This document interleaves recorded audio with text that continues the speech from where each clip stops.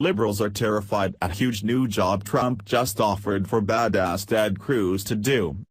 President Donald Trump has lashed out at Attorney General Jeff Sessions more than once in recent weeks.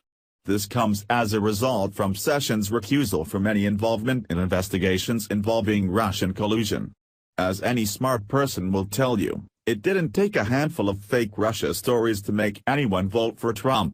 Those who voted for Trump did so because they're most likely sick of the horrible liberal agenda, the snowflakes, the poor campaign of Hillary Clinton, and the overall systematic failure of Democrats. There was plenty of reasons to vote for Trump and people didn't need any convincing from Russians, that's a fact. Sessions recused himself because he feels he should not be part of any investigation on a campaign that he was involved in. Perhaps Trump wanted him to remain on the case because it was like having an insider back you up. Trump and Sessions were thought to have a tight relationship in the working political environment due to Sessions being a strong early supporter. Now they're more like Chris Brown and Rihanna, trading punches and going nowhere in terms of the relationship. Trump may fire Sessions, or Sessions may resign. Trump might also use Sessions, as a pawn in a wicked chess move, to fire Robert Mueller. If Trump fires Jeff Sessions, then he'll probably fire Mueller too. But many ask, why doesn't he just fire Mueller right away?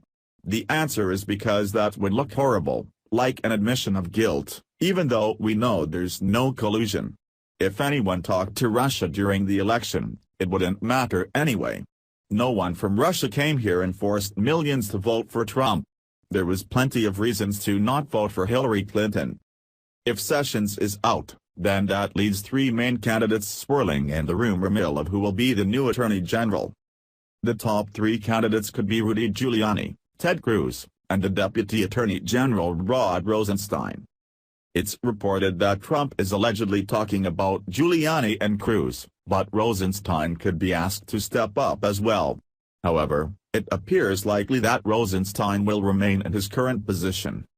Reportedly, Trump has been floating the possibility of taping former New York City Mayor Rudy Giuliani for the job, something that most certainly would have liberals, and a few Republicans, in a panic. Giuliani would be very tough on Clinton, if he managed to actually get confirmed. CNN reported on Monday afternoon that Giuliani himself insisted that he wasn't being considered for Attorney General, and noted that he personally believed that Sessions made the right decision by recusing himself from the Russia investigation, something that Trump might not want to hear. But Giuliani isn't the only contender getting the Beltway rumor treatment. On Monday evening, The Washington Post reported that Texas Senator Ted Cruz, Trump's biggest rival for the GOP nomination and the last man standing before Trump's primary season victory, was also being considered for the Attorney General position. In a statement, Cruz claimed the report was false and stated that he was only interested in serving the people he represents in the Senate. "I am deeply gratified that we have a principled conservative like Jeff Sessions serving as Attorney General. The stories being reported in the media tonight are false. My focus is and will remain on fighting every day to defend 28 million Texans in the U.S. Senate," read the statement released by Cruz. We should point out that these rumors of who Trump could replace Sessions with are simply rumors at this point.